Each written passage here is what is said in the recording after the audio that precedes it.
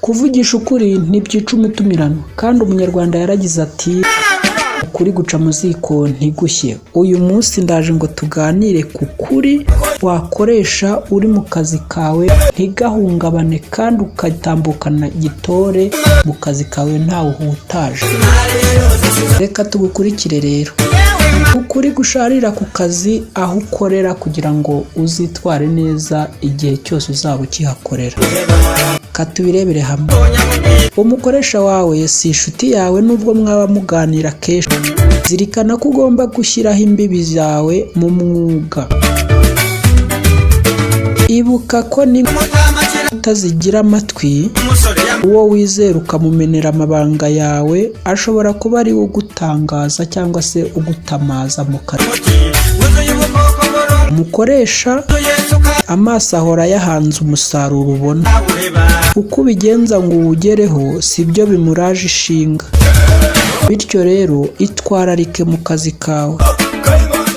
Buri gihe haba hari umuntu umwe cyangwa benshi babwira umukoresha ibibera mu kazi. Hari n'igihe babivuga ibirenze ibyo waba wakoze cyangwa bagashyiramo umunyu. Hora ucanye ku maso kugira ngo wirinde kugongana n'umuyobozi wawe. Iyo bakumanuye mu ntera nta mpamvu zumvikana, bishobora kuba ikimenyetso cy'uko bari hafi kukwereka umuryango ukagenda ukajya mu zindi nshingano zaba iz'umuryango cyangwa iz'ahandi hantu. Bityo rero bijye bihora bigutera kwitwararika mu kazi kawe. Jya wirinda gusangiza ubuzima bwawe bwite abo mukurana. Hari ubwo uba urimo gukorwaho iperereza utabizi. Bityo rero hora ucanye ku maso. Hari igihe bagenzi bawe batazagukunda, bishobora guterwa n'uko uhembwa neza kurusha abandi, uko wambara neza cyangwa se uko witwara mu kazi, ubuhanga cyangwa se isura yawe. Ukundwa na bose, ariko nanone imenya ubwawe. Byemere gutyo.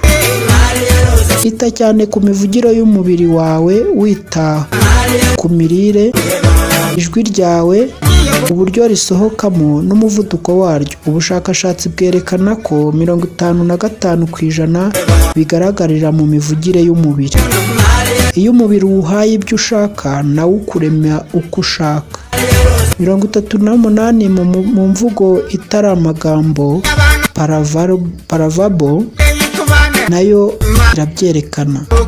7 gasigaye ku ijana kakaba mu magambo nyirizina. Ku kazi iteka hazaba hari umukozi udasanzwe uhabwa amashimwe n'ibisingizo. Bikagutere kwiheba, wowe igibanga akoresha urishyire mu bikorwa wicecekeye, maze ubundi urebe ko utazarushaho kwiyubaka. Nubwo ku kazi hagomba kurangwa n'umubano mwiza, intego yawe nyamukuru ni ugukora neza akazi ushinzwe, ubundi ugataha. Iyi ngingo ntukayibagirwe na rimwe, kuko izakurengera igihe bizaba byabaye ngombwa.